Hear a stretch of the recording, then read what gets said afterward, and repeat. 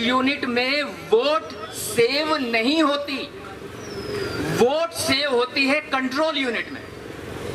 एक होती है बैलेट यूनिट, एक होती है कंट्रोल यूनिट। कंट्रोल यूनिट हमेशा चुनाव आयोग के द्वारा नियुक्त किए गए पद अधिकारी के समीप रखा होता है, वहां से वो बटन दबाता है, तब आपको बैलेट यूनिट पे बटन दबाने की अनुमति प्राप्त होती है, तब कहीं जाके आप बटन दबाते हैं।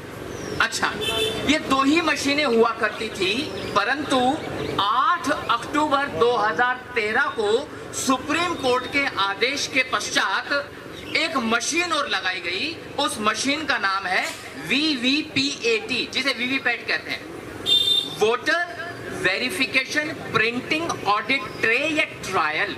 अब ये मशीन क्या है? जैसे ही आपने बटन दबाया, जिस पार्टी को भी वोट देने का था, उस पार्टी को जैसे ही वोट जाएगा तो एक छोटी सी पर्ची छपेगी। कौन छापेगा?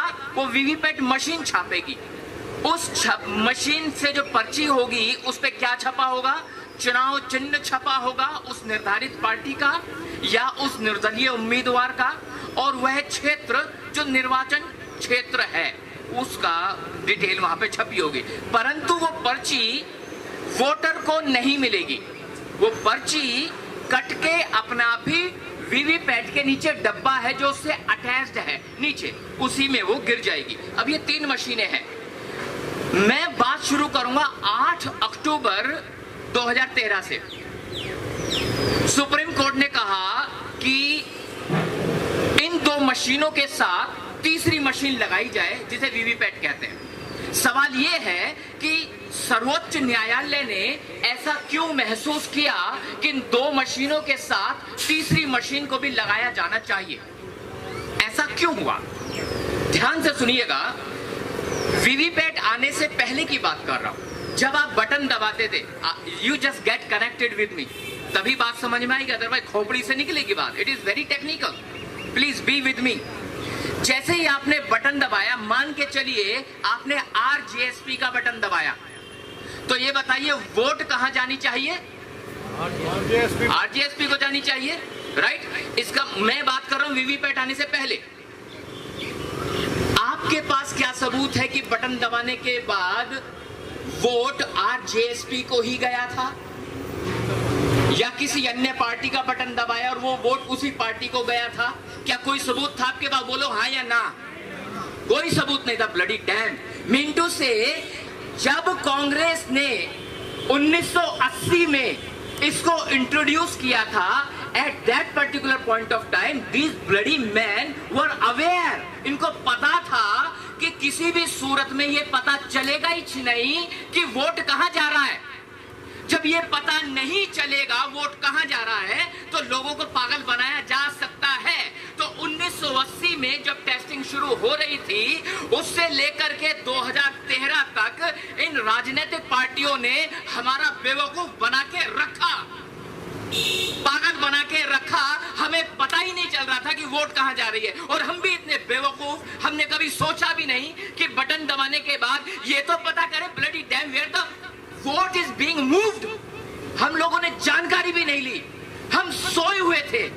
और अब जब जो है हलक तक बात आ गई है, अब हम बाहर निकल के आए हैं। ओके, बट कुछ लोग थे समाज के जो जिंदा थे, कुछ लोग थे समाज के जो जागरूक थे समाज के कुछ लोग जिनकी खोपड़ी तेज चल रही थी। उन्होंने मुकदमा डाला, सर्वोच्च न्यायालय में मुकदमा डाला, पूछा कि यार ये बताओ बटन दबाने पे वोट कहां जा रही है? तो सुप्रीम कोर्ट को लगा बात तो सही है।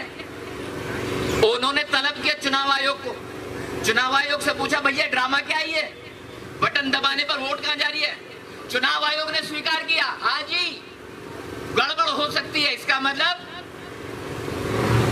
8 अक्टूबर 2013 तक भारत में free and fair election was not taking place.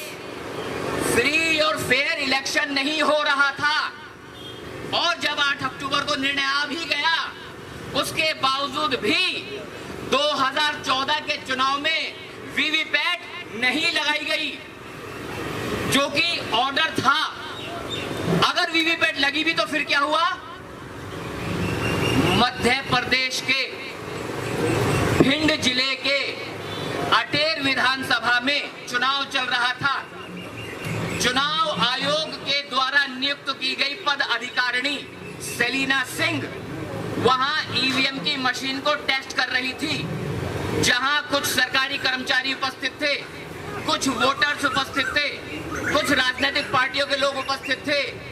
Button दबाया था कांग्रेस का, पर्ची निकल के आई थी बीजेपी की। बटन, ये जो मैं बोल रहा हूं हवा में नहीं बोल रहा हूं, it is documented. If anybody need a proof, I can represent the proof as well. फिर क्या हुआ? फिर बात आगे बढ़ी कि यार ऐसा भी हो सकता है, तो रिसर्च और हुआ। रिसर्च हुआ तो पता चला कि ऐसे कैसे हो सकता है। आप ध्यान से सुनना जो बात कह रहा हूं, it is bloody more technical.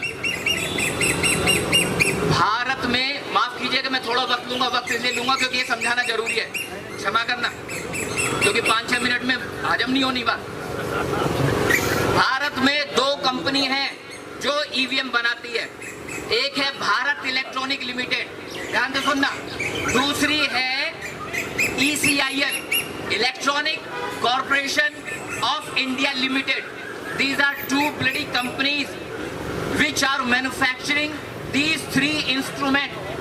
ध्यान से सुनना, ये दोनों कंपनियां भारत सरकार की अंडरटेकिंग में है। दोनों कंपनी भारत सरकार की अंडरटेकिंग में है और इसका एडमिनिस्ट्रेशन भी चुनाव आयोग के पास नहीं है। बात की गहराई समझना। एक तो अंडरटेकिंग किसकी है? केंद्र सरकार की।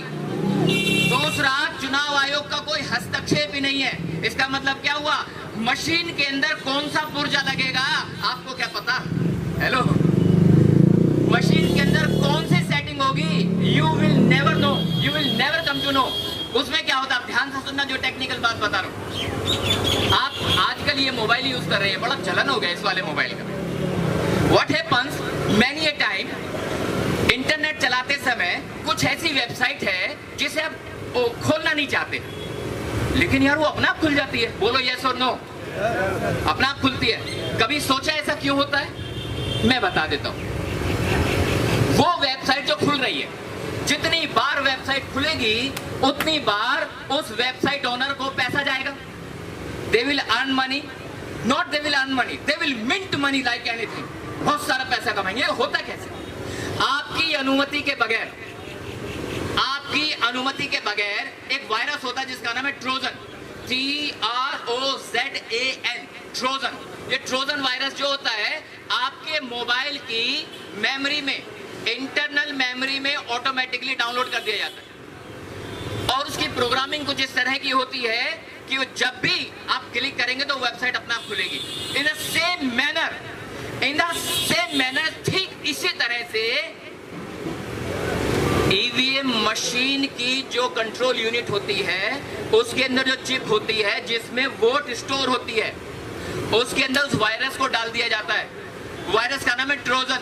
नोट कर लेना, ट्रोजन। ओपनली बोल रहा हूं, बिंदास। जिसे रिसर्च करनी हो डिस्कस करें, over the table we can have discussion. उसकी प्रोग्रामिंग 50 तरह से हो सकती है। अब ध्यान से सुनना, प्रोग्रामिंग कितनी स्ट्रॉन्ग है। मान के चलो पहला वोटर आया, उसने RJSP का बटन दबाया, तो वोट कहां जाएगी? RJSP। फिर दूसरा वोटर आया, उसने फिर RJSP का बटन दबाया, वोट कहां जाएगी? RJSP को। लेकिन जब तीसरी बार बटन दबाएगा RJSP का, तो वोट RJSP को नहीं जाएगी, it will move automatically to BJP. इसका मतलब किसी निर्धारित पार्टी को टारगेट करके हर दूसरी वोट या हर तीसरी वोट या हर चौथी वोट या हर 5वीं vote automatically will get transfer to BJP. Got the point? समझ रहे हैं? This is the one kind of programming. ये एक प्रोग्रामिंग है। Hello, this is only one programming. Mean two से 50 तरह की प्रोग्रामिंग कैन बी डन। मजे की बात, एक नई बात बता के चलो, क्योंकि मैं रिसर्च कर रहा हूं इस टॉपिक पर। रेडियो कम्युनिकेशन सुना है आपने कभी? Hello, these people say wirelessly these machines cannot be connected. I accept this word. Yes, accept करता हूं, क्योंकि it is online, not exposure नहीं है, online connected नहीं है, but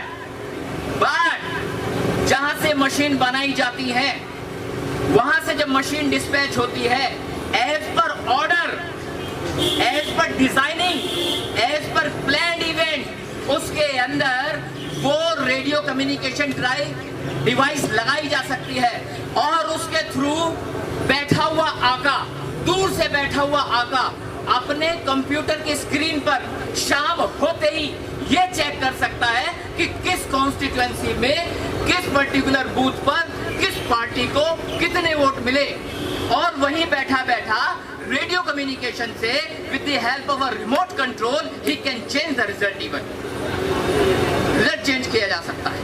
this is just because of radio communication. This happens. दो बातें। अगली बात सुनो, बड़ी गंभीर बात बता के चल रहा हूं। सीन ये हुआ कि 2 महीने लग रहे हैं चुनाव कराने में, 2 months। हमारा पड़ोसी मुल्क है पाकिस्तान। शाम को 6 बजे चुनाव खत्म हुआ, सारी रात काउंटिंग चली, अगले दिन डिक्लेयर कर दिया कौन जीता कौन हारा। Hello, are you with me? Declare.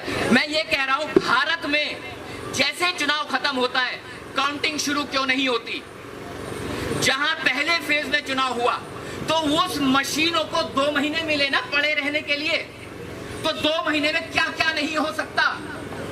ध्यान दीजिएगा, same device which is lying in the godown, जो गोडाउन में पड़ी हुई है, ठीक है, सेम डिवाइस, मैनिपुलेटेड डिवाइस, इसके अंदर मैंने अपने हिसाब से वोट डाल रखे हैं, मैंने अपने हिसाब से डिजाइनिंग कर रखी है और सरकारी मोहर भी अपने हिसाब से लगा दी, और पुरानी डिवाइस को हटाया नहीं, वहां पे रख दी जाके। जब काउंटिंग होगी इस डिवाइस की होगी, बोले पॉसिबल है नहीं है? This is all the bloody possible. हम क्यों नहीं सोचते इस पॉइंट को लेकर के? कौन कहता है कि यार राजनीतिक पार्टियां से हैकिंग ही होगा? सॉरी, पहले बोलते थे जब ठप्पा लगता था कि बूथ कैप्चर हो रहा है। ओके, आज पूरा चुनाव कैप्चर हो रहा है, which is more dangerous, booth capturing और एंटायर कंट्री बीइंग कैप्चर्ड, पूरे देश को कैप्चर किया जा रहा है। वो सही था या बूथ कैप्चरिंग? बोलो। हाँ, कम नुकसान जहां हो तो बेटर था ना। इसमें तो ज्यादा खतरा है, इसमें ज्यादा खतरा है। एक आखिरी बात, क्योंकि वक्ता बहुत सारे, आखिरी बात बता के बात खत्म करूंगा क्योंकि वक्त कम है। लिख के लाए, बकवास नहीं कर रहा हूं। ध्यान दीजिएगा, एक व्यक्ति जिनका नाम ले रहे थे साहब, उसका नाम है मनोरंजन Roy. That person is known as मनोरंजन Roy. He is RTI activist based at Mumbai. उसने RTI डाला और RTI डाला 2016 से और 2017 में डिटेल मांगी। ध्यान से सुनना बात। उसने पूछा कि बताओ चुनाव आयोग ने कितनी मशीनें रिसीव की, तो 2016 से 17 के बीच में जो रिजल्ट आया वो बताता है बैलेट यूनिट जिसमें स्टोर होता है वोट, 13,95,306 बैलेट यूनिट किसने खरीदी? भारत सरकार ने। और कंट्रोल यूनिट कितने खरीदी? कंट्रोल यूनिट 9,30,716, माफ कीजिएगा, बैलेट यूनिट जिसमें बटन दबाते हैं, दैट इज बैलेट यूनिट। तो 13,95,000 बैलेट यूनिट थी और कंट्रोल यूनिट 9,30,716 थी। अब यही RTI डाली गई BEL को और CEL को, दोनों को कंबाइन डाली और उनका रिजल्ट आए। उन्होंने कहा, ध्यान से सुनना, बैलेट यूनिट BEL और ECIL कलेक्टिवली कहती है बैलेट यूनिट हमने इशू करी है 9,10,273। ध्यान से सुनना, बैलेट यूनिट कंपनी कहती है 9,10,273 मैंने इशू करी है, सरकार कहती है कि 13,95,306 मैंने रिसीव करी है। कंपनी कह रही है मैंने कम दी है, सरकार कह रही है मैंने ज्यादा ली है। तो जो डिफरेंस है वो कहां गया? वो डिफरेंस कहां गया? वो मशीनें कहां है? पता है कहां है वो मशीनें? रिप्लेस करने में काम आई। पुरानी मशीन में जो वोट डल गया ओरिजिनल, वो पड़ा हुआ है गोडाउन में, नई मशीन में मैंने हिसाब से डाला, वो रिप्लेस कर दिया। आखिरी बात और अपनी बात खत्म कर रहा हूं, जो इंपॉर्टेंट है बताना जरूरी है। ट्रक, ध्यान से सुनना, ट्रक जिसमें EVM लद के आती है, 2 तरह के कंटेनर है। ध्यान से सुनना, बात बड़ी गहरी है। 2 तरह के कंटेनर है। पहले कंटेनर का साइज है 32x8x8, 32x8x8, the one size और इसमें स्टैंडर्ड बैलेट यूनिट 199 आ सकती हैं बस जो जितना है उतना ही तो रहेगा। 32x8x8 की साइज है, 199 बैलेट यूनिट आ सकती है, या फिर 261 कंट्रोल यूनिट आ सकती है। साइज पता चल गया। दूसरा साइज है 20x8x8 जिसमें या तो 124 बैलेट यूनिट आ सकती है या 163 कंट्रोल यूनिट आ सकती है। बात समझ में आ गई? This is the standard size of that particular container which actually carries these machines, ballot unit और कंट्रोल यूनिट। बट बीईएल कह रहा है कि पर कंटेनर 320 से लेकर के 400 मशीनें हमने डिस्पैच करी हैं। मैं कह रहा हूं जब स्टैंडर्ड साइज ही नहीं है उतना तो तुमने 320 मशीनें फिट कैसे करी उसमें यार? कम ऑन, आप कनेक्ट कर पा रहे हो मेरी बात से? बिल्कुल बिल्कुल कनेक्ट कर पा रहे हो?